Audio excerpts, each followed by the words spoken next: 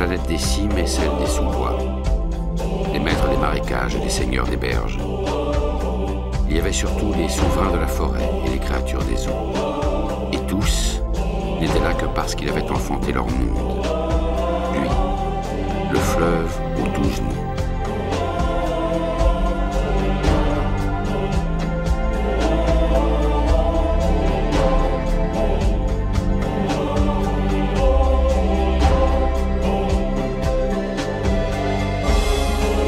Les Indiens disent que ce fleuve est fait des larmes de la lune, désespérés d'avoir été séparés du soleil lors de la création.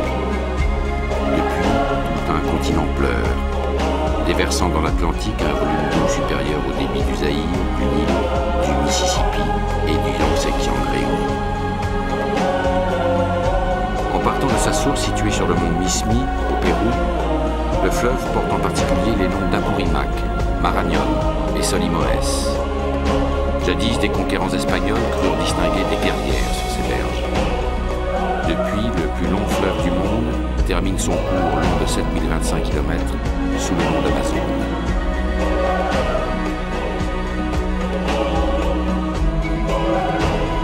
D'autres fleuves mêlent au ciel des eaux jaunes et limoneuses, noires et acides comme celle du géant venu du nord, le Rio Negro. Grossi de plus de 1000 affluents, le fleuve s'élargit. D'une rive à l'autre, il mesure bientôt plus de 30 km. Le fleuve prend alors des allures d'océan. Ses rives ne tracent plus qu'une ligne pointillée entre le ciel et lui.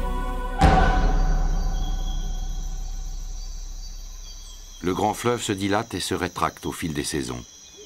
Ses débordements annuels peuvent repousser de 20 km chacune de ses rives. Quand cette histoire commence, les eaux sont encore hautes et l'agouti doré rôdent sur un territoire dont elles ont amputé la surface. Tandis que sa compagne l'attend au terrier, l'agouti aime trottiner sous les arbres, en quête de fruits trop mûrs que les singes font choir des branches. Il les grignote, assis, position dans laquelle ses membres postérieurs peuvent se détendre comme un ressort en cas de péril, car le danger est bien là, dans la quiétude du matin. Il est l'esprit même de la forêt.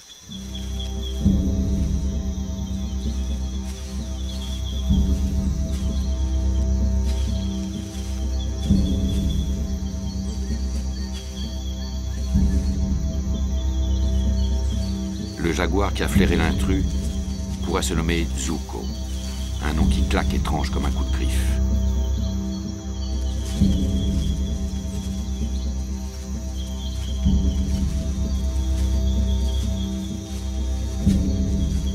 Soudain, un souffle d'air porte l'odeur du fauve aux narines de l'agouti.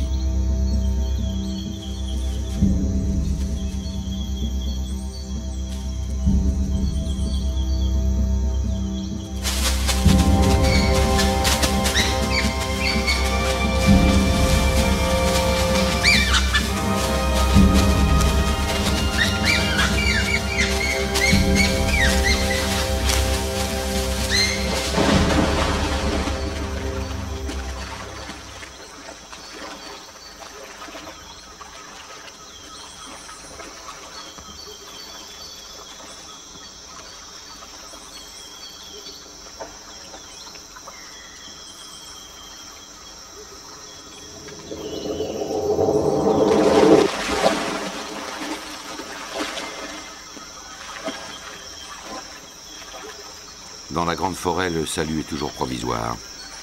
Et l'eau n'offre de refuge qu'à celui qui veut bien tomber dans ses pièges.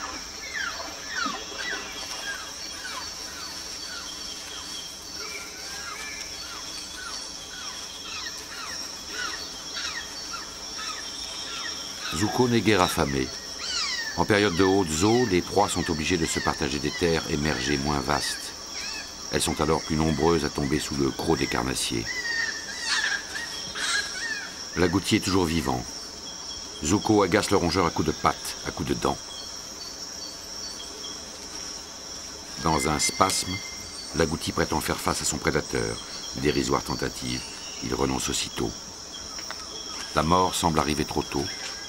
La fin du jeu surprend Zuko. Il observe sa proie, désormais inerte.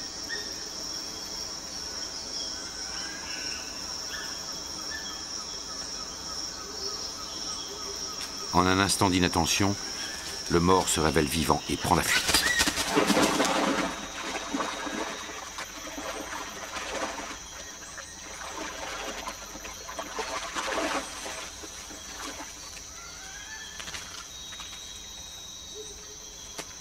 L'agouti semble avoir offert aux esprits de la rivière le dernier battement de son cœur, mais Zuko, méfiant, y regarde 2 fois. L'animal est bien mort.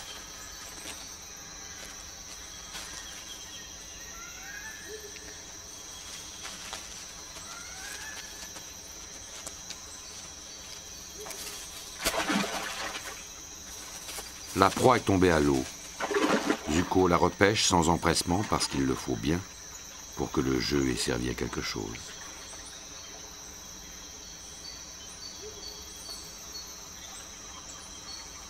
Puis il hésite.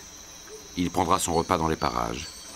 En ces temps d'abondance, son territoire n'excède pas 5 à 10 km². Quand les proies sont dispersées, il lui faut un espace jusqu'à 100 fois supérieur. Mais la proximité d'une rivière, qui fournit le bain et le poisson, lui est nécessaire en tout temps. Zuko est né pour régner sur la terre et sur l'eau.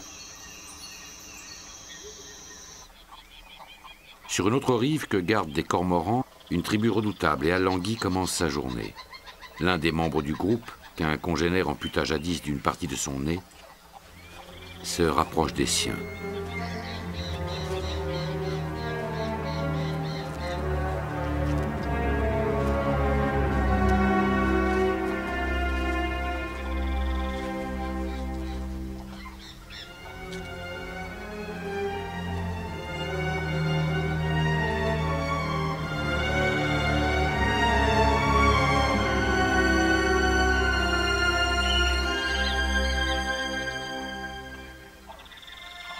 Le caïman et l'aigrette, indifférents l'un à l'autre, ont en commun le goût des berges molles, des marécages et des ruisseaux peu profonds où prolifèrent les poissons et crustacés dont ils se nourrissent.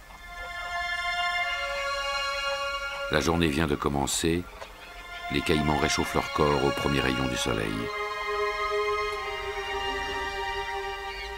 Nez coupé fait partie de l'espèce dite à lunettes, en raison de ses paupières saillantes et de la protubérance osseuse placée sous ses yeux.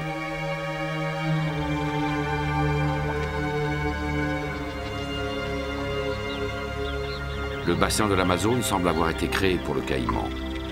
Partout, du bouclier guyanais au nord, au marécage du Pantanal au sud, il est ici chez lui.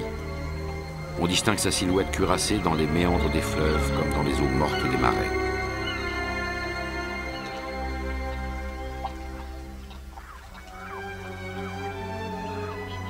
Nez coupé, dont la mâchoire amputée a laissé se développer sans contrainte une dent inférieure démesurée, appartient à un groupe dans lequel tout repose sur les rapports de dominance.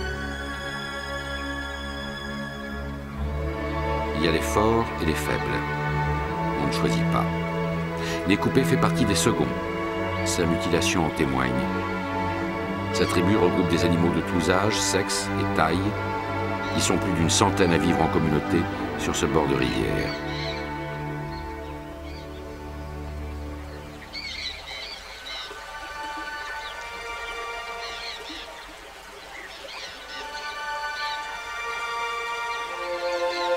Le jour avance. Les caïmans sortent de leur torpeur et se mettent en place pour leur premier repas. Face au courant, ils ouvrent grand leur gueule. De petits poissons s'y jetteront sans s'en rendre compte, qui seront avalés d'une simple secousse de la mâchoire. Ici, la pêche est une affaire de patience.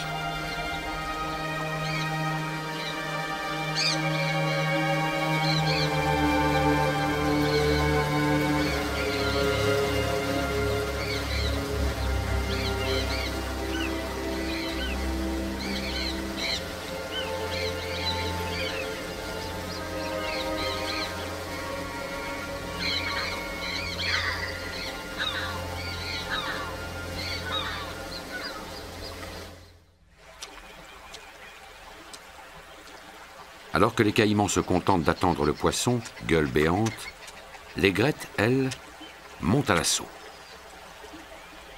Elle court, s'active et poursuit ses proies. Poissons, batraciens, mollusques ou insectes. La forme de son cou, comme un S qui se déplie, lui permet de frapper vite et loin. Les plumes plantées sur sa nuque et à l'arrière de son dos ont failli faire disparaître l'espèce, tant les hommes les trouvaient belles, jadis, sur leur chapeau. Devant elle, un petit héron moins fébrile emploie la même tactique de pêche. Repérer la proie, frapper rapidement et avaler. Sous le regard d'un caïman dont les dents inférieures ont transpercé la mâchoire supérieure, un jabirou se mêle à la scène. Il appartient à la famille des cigognes dont il est l'un des plus puissants représentants. Il ne pêche que rarement en groupe et semble prélever sa dîme d'un air détaché.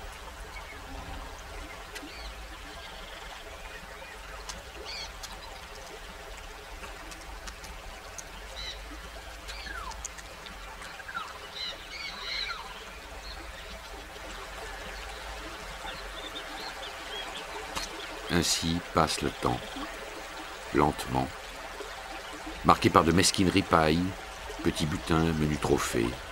Il n'en faut pas davantage aux caïmans gavés, ni aux oiseaux repus, et le temps passera encore comme l'eau s'étale, sans que rien ne l'accroche.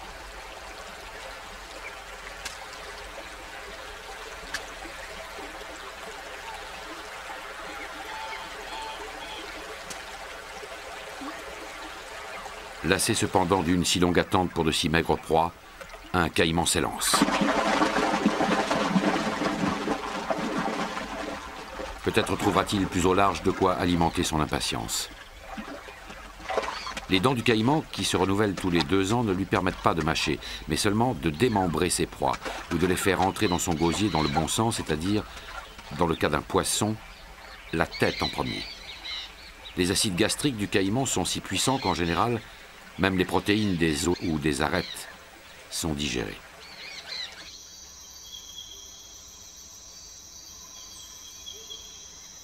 Dans l'étouffante épaisseur de la plus grande forêt du monde, une moiteur monte du sol au fur et à mesure que le soleil poursuit sa course.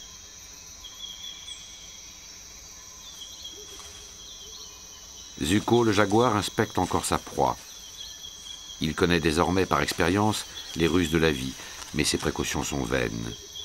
L'agouti n'est plus qu'une carcasse. Alors Zuko commence à lui arracher les poils. La tâche est un rite plus qu'une nécessité. Seule une partie du pelage sera ainsi traitée. Le jaguar, comme tous les félins, met du jeu et de la grâce dans ses actions. Retardant volontairement l'heure du festin, il semble hésiter, minauder, chipoter, puis il s'amuse à manipuler sa proie.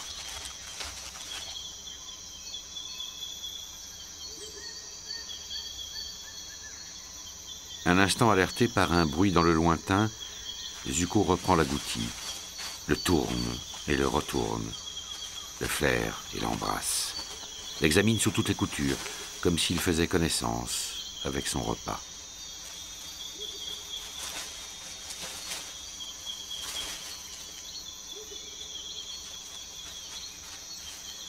Enfin, son croc s'enfonce dans le crâne fragile et moelleux.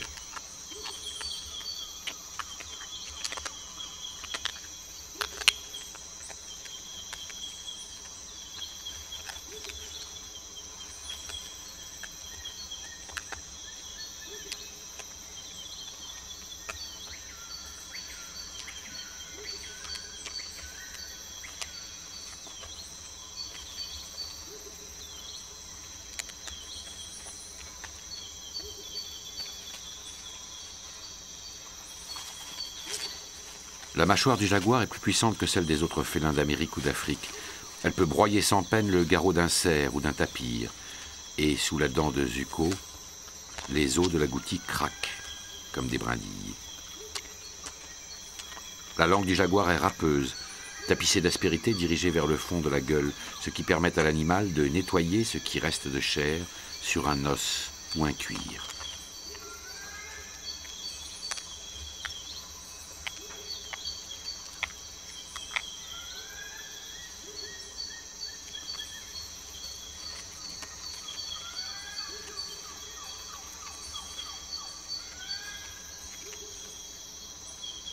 Zuko interrompt son repas.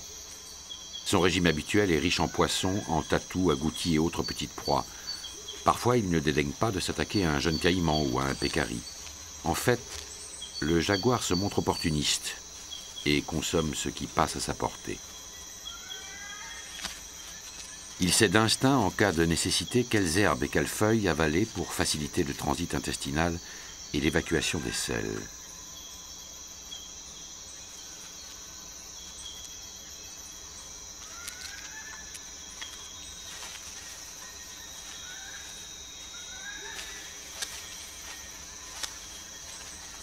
Sans se presser, Zuko s'éloigne, abandonnant sa proie.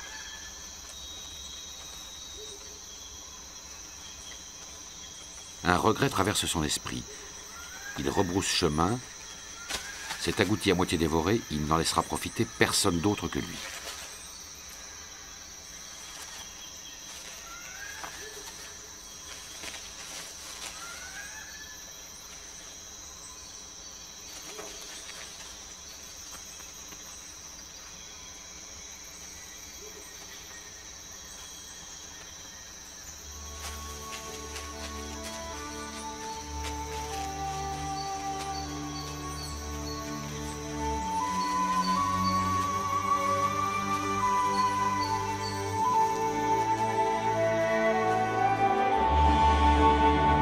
Dans cette région du monde, l'eau s'insinue partout.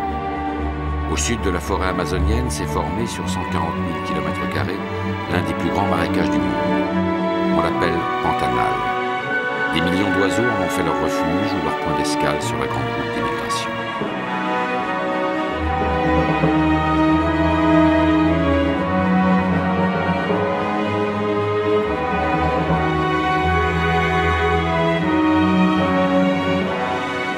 Aucun lieu au monde où le ciel, la terre et l'eau s'épousent aussi intimement qu'au Pantanal.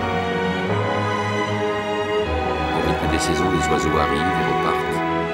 En effet, contrairement à ce qui se produit dans la forêt, il y a ici, vers juillet et août, une véritable saison sèche.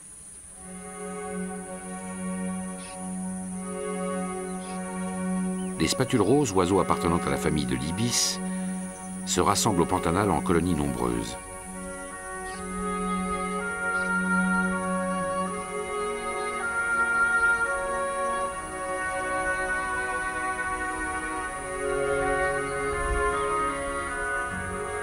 On trouve plus souvent la spatule perchée au sommet d'un arbre qu'en plein vol.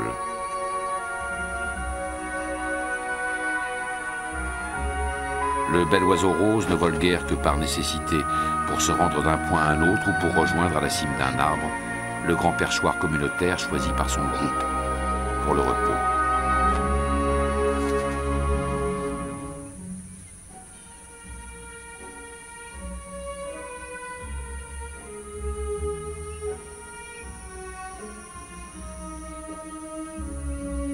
Le bec de la spatule, au bout évasé et aplati, lui permet de happer au vol de menus insectes.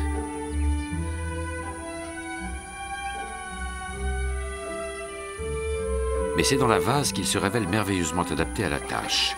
Il fouille, filtre et agrippe de petits crustacés qui contiennent un pigment auquel l'oiseau doit sa couleur. Des récepteurs sensoriels placés sous le bec permettent à la spatule de pêcher au toucher.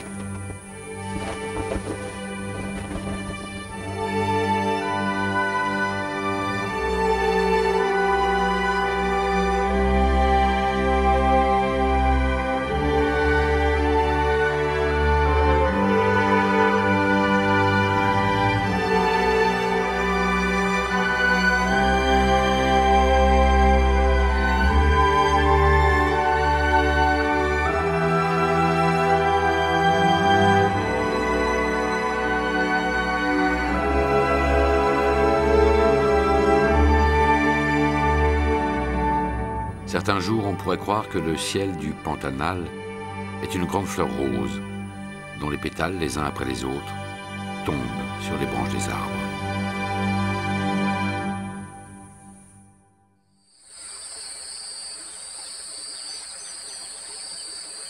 Au détour d'un affluent de l'Amazone, un groupe d'animaux farouches a délimité son territoire.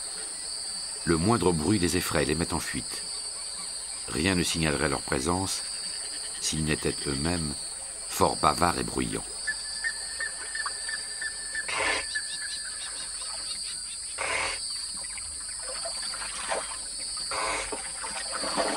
Les loutres vivent au milieu des jacinthes d'eau qui ont colonisé le bord de la rivière. Elles font résonner des bruits de soufflets, des cris d'alarme, des appels d'identification. Leurs vocalisations répondent aux nécessités les plus diverses.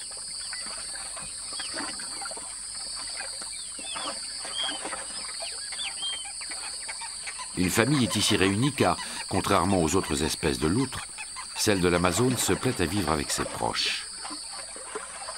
Voici Yaga, la mère, qui dirige la vie de tout le groupe, accompagnée de son compagnon, Deo.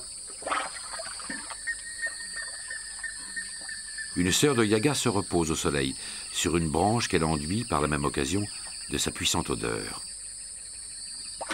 Petite Tache, une autre sœur de Yaga, se distingue des autres membres de la famille par la seule et unique éclaboussure blanche de son pelage.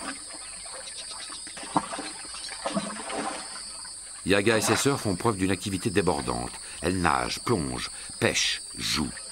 Leur métabolisme très rapide met à leur disposition des réserves d'énergie abondantes, mais ces réserves s'épuisent vite et il leur faut s'alimenter au moins 4 fois par jour pour les reconstituer. La loutre de l'Amazone est appelée loutre géante, en raison de sa grande taille. De la tête à la queue, elle peut mesurer plus d'1,80 m. Parmi les loutres, il en est toujours une qui sort la tête de l'eau de manière à inspecter les environs.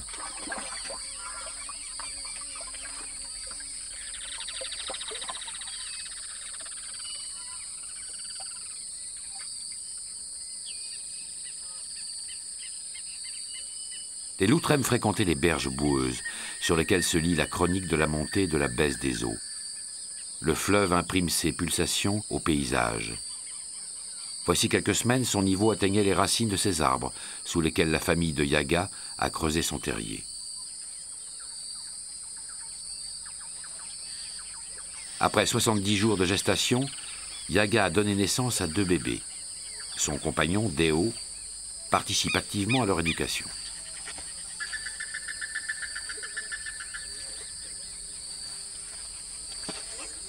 Pour l'instant, les 2 jeunes loutres ne quittent presque pas le nid, dont les parois glissantes leur garantissent un peu de sécurité. Au fond du tunnel se tient leur mère.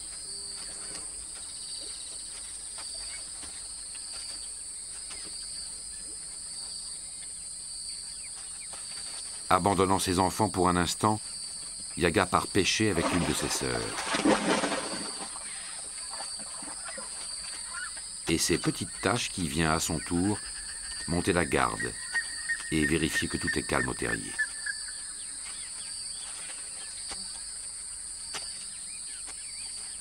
Petite Tache aime patiner sur le sol glissant. De plus, la boue remuée par ses pattes, comme par celle de ses congénères, finit par capter leur odeur. Ainsi, les toboggans à l'entrée des terriers forment-ils des bornes odoriférantes, de véritables cocktails de senteurs qui signalent aux intrus l'identité olfactive du groupe.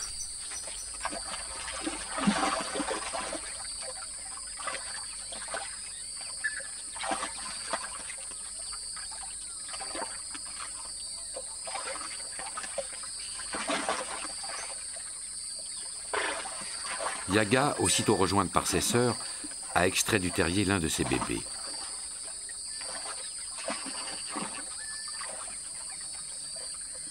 On s'empresse autour du bébé pour l'assister en cas de besoin. Mais Yaga, qui la grippe par le cou, décrète bientôt que la sortie a assez duré. Il est temps de rentrer.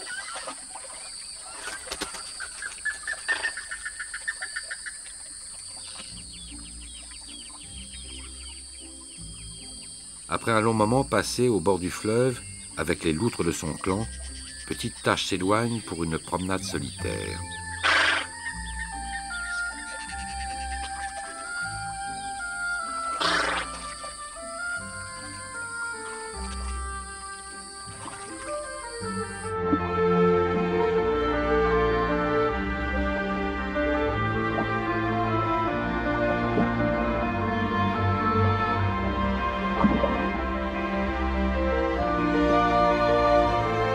Dans l'eau, une sœur de Petite Tache est déjà là. La rivière est le terrain de jeu des loutres.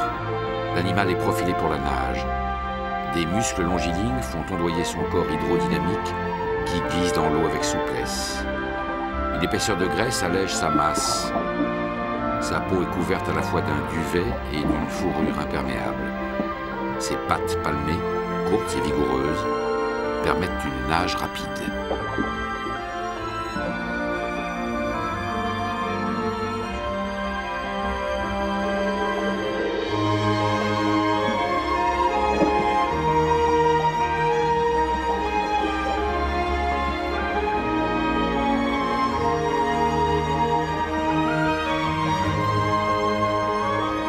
La loutre géante fait partie de la rivière comme un fluide se mélangeant à un autre fluide.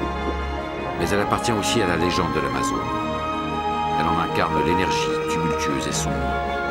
Cette force ancienne qui porte au plus loin et jusqu'à l'océan toute la douceur et toute la vie de l'eau.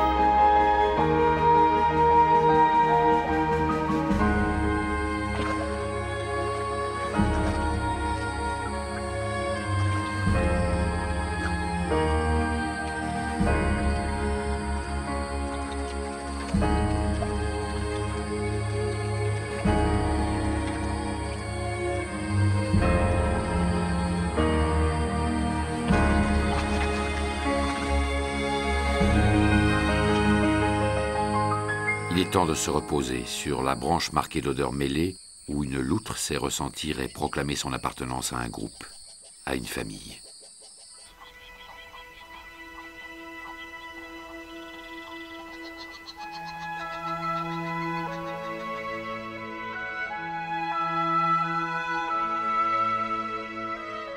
Il est donné aux loutres, comme à tous ceux qui peuplent les eaux, de connaître le véritable trésor de la forêt. Ce trésor, de l'autre côté du miroir, est un système écologique unique au monde.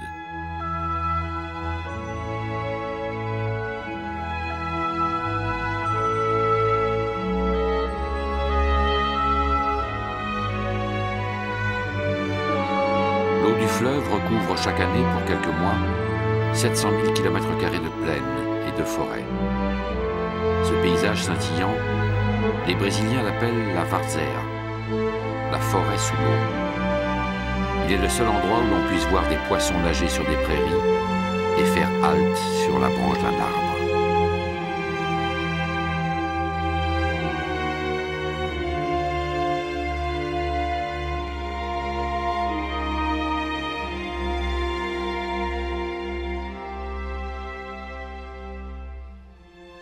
Dans quelques semaines, quand les eaux se retireront, elles laisseront sur le sol un limon qui l'enrichira, au profit de ces plantes qui se sont habituées à passer une partie de l'année en immersion totale et qui finissent par ressembler, comme des algues, à la chevelure du fleuve.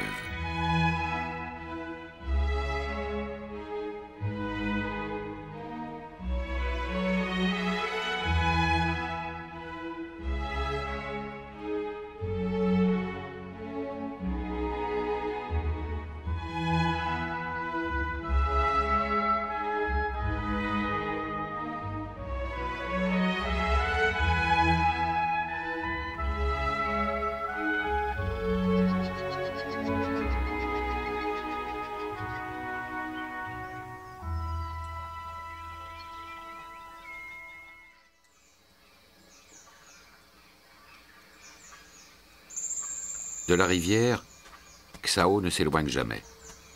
Elle est son horizon, son univers. Il y trouve la fraîcheur. Elle lui donne à boire. Il s'y précipite en cas de danger. L'espèce à laquelle appartient Xao existait déjà identique il y a plus de 20 millions d'années. Xao est un tapir. On dit que le créateur fabriqua le tapir avec des morceaux d'autres animaux.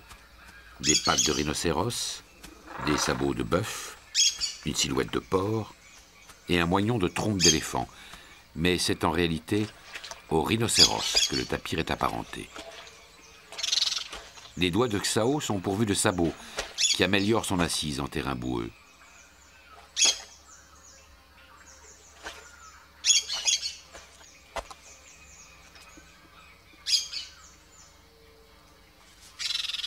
Du bout de sa trompe, un autre animal s'attaque à un buisson. La trompe forme une sorte de doigt et permet à la fois de sélectionner les feuilles par leur odeur et de les porter à la bouche.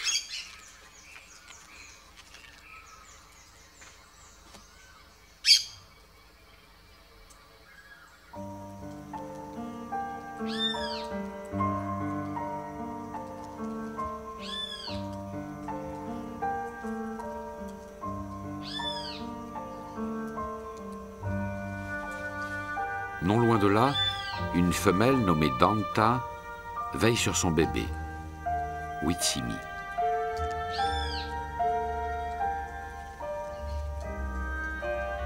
Witsimi découvre par l'odorat la richesse du monde. Chaque souffle d'air porte à sa trompe un nouveau parfum à explorer.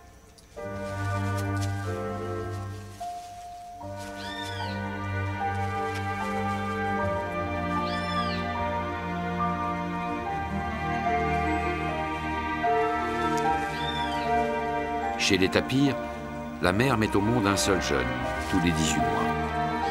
Witsimi dépendra intimement de sa mère jusqu'à l'âge de 6 mois. D'ici là, la mamelle de Danta sera son port d'attache, comme une île douillette sur l'océan vert de la forêt.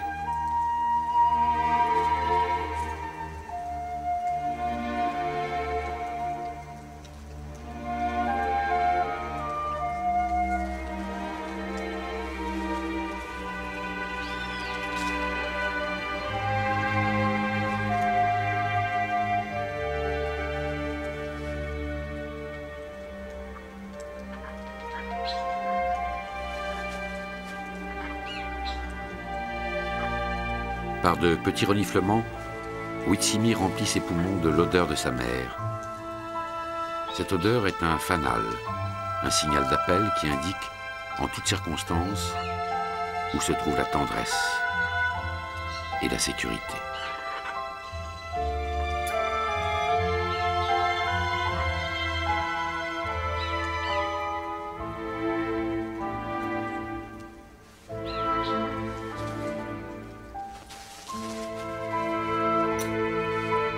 Danta lèche son enfant.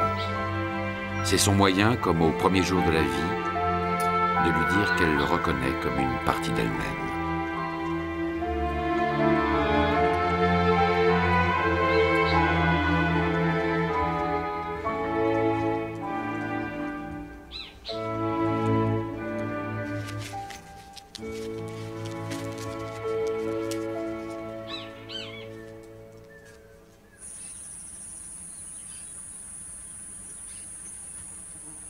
Près du bras de rivière où vivent les tapirs, un policier anglais, bel oiseau au plumage vermillon, monte la garde. Juché sur son promontoire, il ne s'en éloigne que pour gober une mouche. Si un oiseau de proie survient, il poussera un cri perçant que tous reconnaîtront. Il est la sentinelle des zones humides.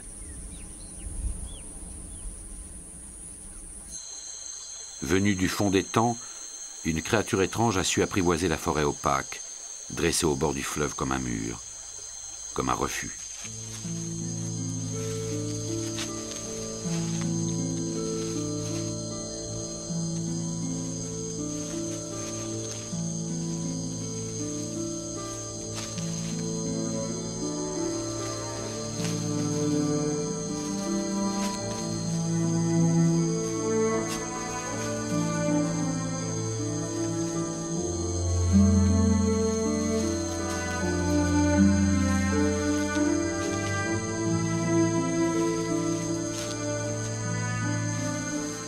Le hana est un paresseux à 3 doigts.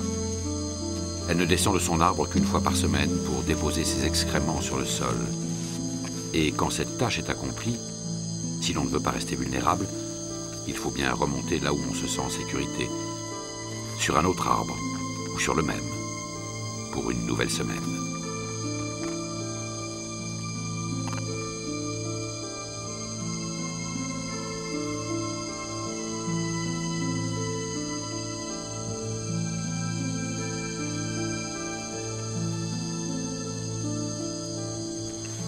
Le hana semble porter sur son dos toute l'hostilité du monde, tout le poids de l'air moite. Lentement, de branche en branche, elle soulève son corps si lourd, son corps si malhabile. Mais les apparences sont trompeuses. Les doigts de l'hana, que terminent de puissantes griffes, sont dotés d'une telle force que l'escalade ne lui coûte guère d'effort. Aucun autre animal ne sait aussi bien qu'elle adapter une sorte de vie végétale à une telle fusion avec les arbres.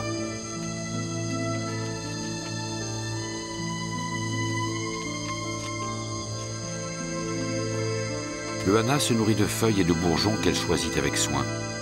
Son estomac, d'une très grande taille, peut contenir le tiers du poids de l'animal. Et bien qu'il recèle des bactéries qui dégradent les fibres végétales, la digestion peut durer près d'1 mois.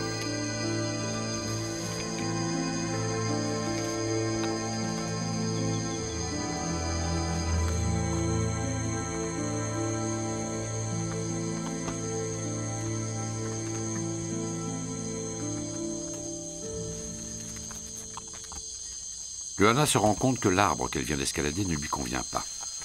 Ses feuillages ne sont pas à son goût. Plutôt que de redescendre sur la terre ferme, où rôdent peut-être des prédateurs, elle choisit d'en changer en passant par la voie des airs.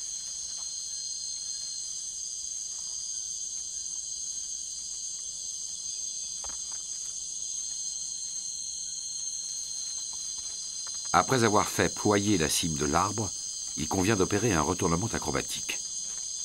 En voici la méthode. Il faut d'abord se placer la tête en bas,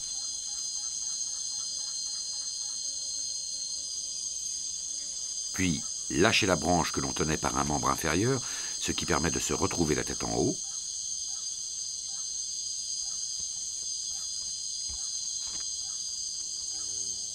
Agripper d'une main l'arbre qu'on veut quitter, tandis que l'autre saisit celui sur lequel on veut se rendre.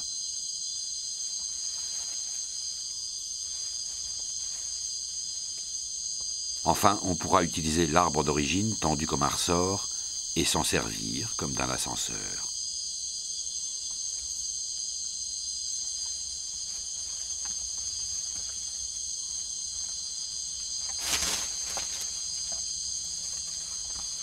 Il n'y a plus qu'à redescendre et à installer sa résidence à la fourche de 2 branches.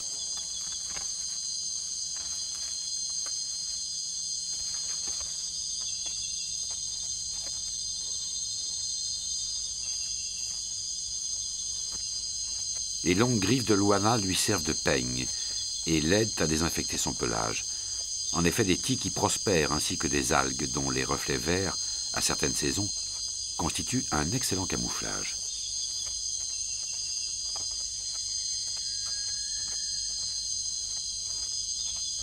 Le poil des paresseux n'est pas planté comme celui des autres mammifères. En effet, pour favoriser l'écoulement de la pluie, lorsque l'animal se laisse pendre à une branche, comme un hamac, le sens du pelage va principalement du ventre et des flancs vers le dos.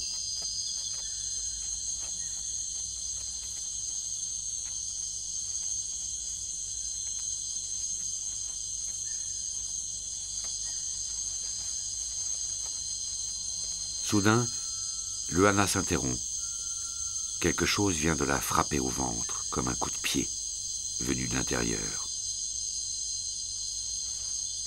Alors l'ouana se détourne du mystère de la forêt et se replie sur celui, encore plus troublant, qui s'accomplit en elle.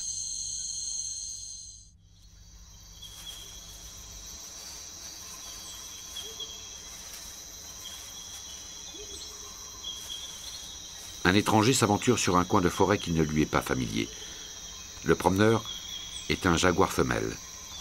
Sur son pelage, le soleil semble danser, comme cette lumière que les Indiens du fleuve appellent kaloa, la lumière qui se reflète sur les feuilles des arbres après la pluie.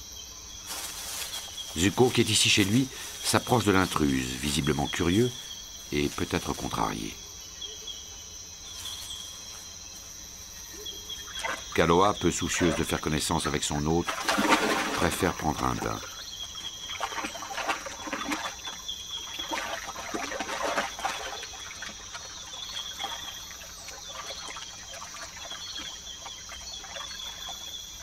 Zuko ne sait quelle attitude adopter. Il s'approche avec prudence car il n'est qu'un jeune adulte de 5 ou 6 ans, quand Kaloa, plus âgé, adopte le comportement indifférent et souverain des animaux dominants. Zuko, à son tour, se jette à l'eau pour aller voir de plus près de quoi il retourne.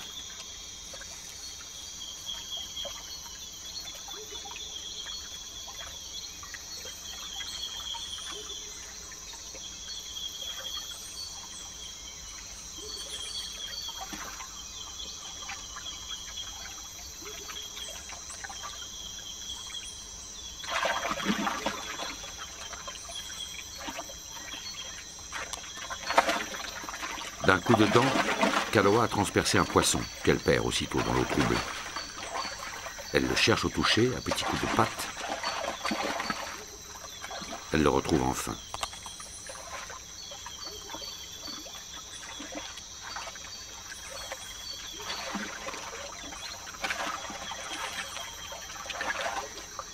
Dépossédé, sans discussion préalable, de ses droits de pêche, Zuko n'ose pas cependant manifester son irritation. Craignant de se heurter à plus fort que lui, il affecte de considérer l'intruse comme une invitée et espère qu'elle s'en montrera reconnaissante. Son sens de la hiérarchie commande à Zuko de se tenir à distance. De là, il découvrira que Kaloa n'est guère partageuse.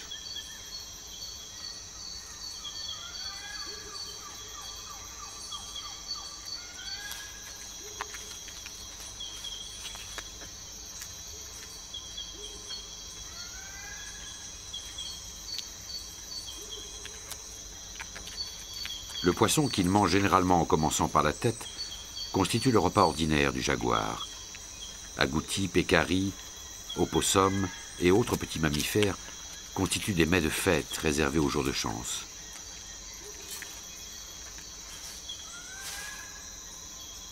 Zuko, résigné, prend son mal en patience tandis que Kaloa, rassasié, bâille de satisfaction et d'ennui.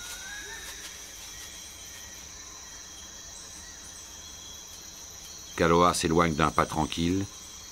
Désormais, ce territoire est aussi le sien.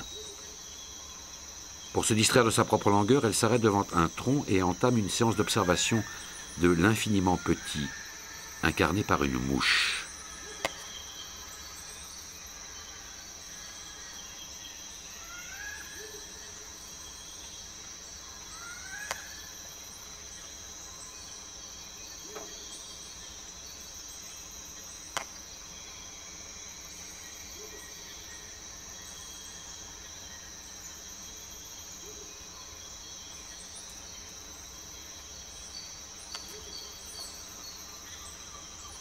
Zuko décide alors qu'un contact plus intime doit à présent se produire.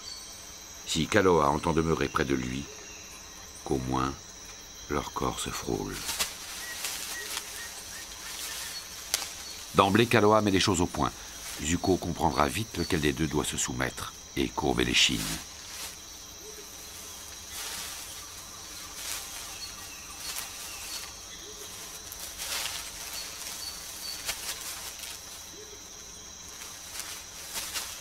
Mais dès que Zuko a admis quel sera son statut, Kaloa accepte le jeu. Ils sont deux à présent, face à la forêt, pour le jeu et pour la force, pour tuer et pour donner la vie. Un cinquième de toute l'eau douce du monde est là, au pied de cette forêt. Tout ce qui prend racine dans les terres qu'elle baigne se gorge de sève.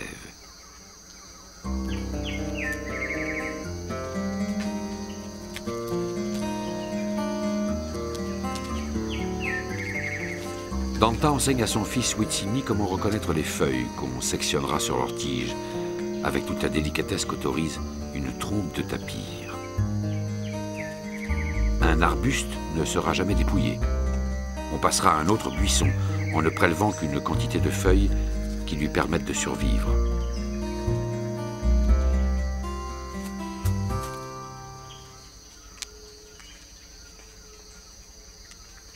Intéressé, et bien qu'il préfère le lait, Witsimi se concentre sur un exercice pratique. Sa mère s'éloigne sans qu'il s'en rende compte. Quand il se retrouve seul, le jeune tapir recherche, le nez au vent, l'odeur familière de Danta et ne la trouve pas. Witsimi part à la recherche de sa mère, mais il ne rencontre sur son chemin que d'autres adultes, indifférents à son sort.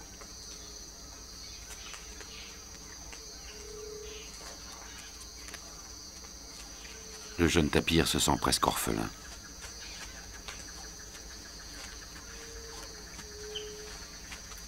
Enfin, il distingue un adulte qui pourrait faire une mère acceptable. Il s'installe près de lui et accepte l'illusion que tout est rentré dans l'ordre.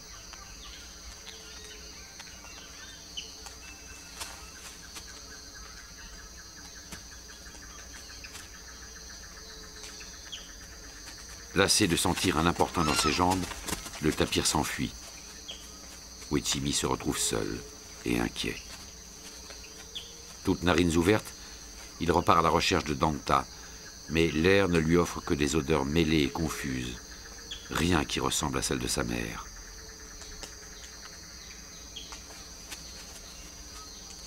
Bien que la vue du tapir soit moins bonne que son odorat, Wetchimi a cru apercevoir la forme de Danta. La même silhouette avance derrière les feuillages. Wetchimi hésite, s'arrête, et, le cœur débordant enfin d'une véritable certitude, s'élance vers Danta.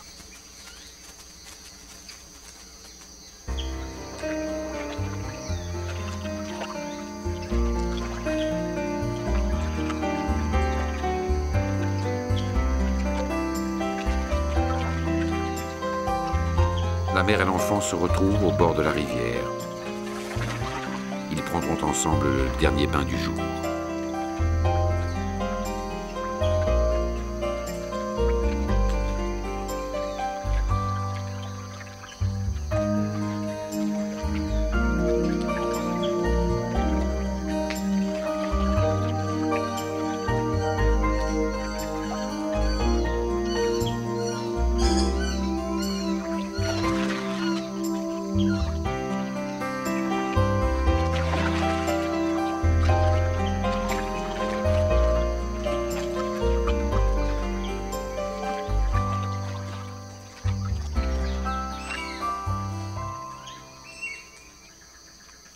Alors que le soleil se couche sur le fleuve et sur les marécages, chacun se met en place pour la liturgie de la nuit.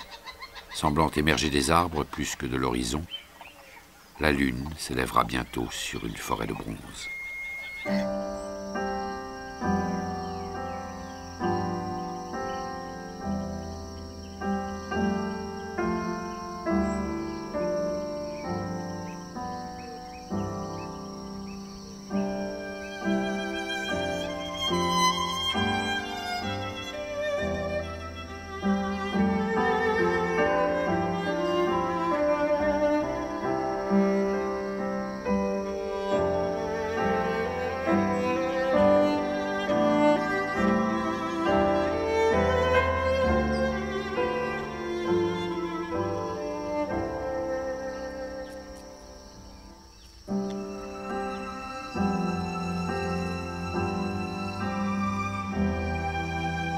Au plus profond de son corps, le Hana sent pénétrer la force obscure de la lune pleine, la lune grosse de toute la lumière de l'espace, cette lune qui soulève les eaux de la terre et fait monter la sève des plantes, un astre tendre et maternel qui appelle la vie.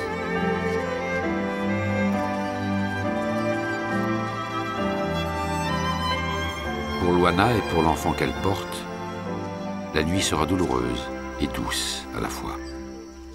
Il leur faudra la traverser, comme un fleuve trop large.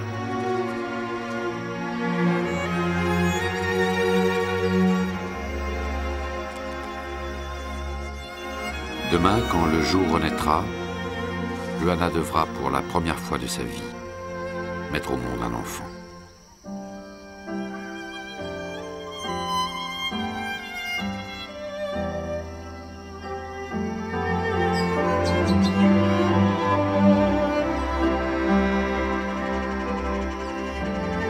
D'ici là, la lune veillera sur Luana comme elle veille déjà sur les tapirs qui découvrent le monde, sur les spatules flamboyantes, sur les loutres joueuses ou sur les jaguars qui dévorent la vie.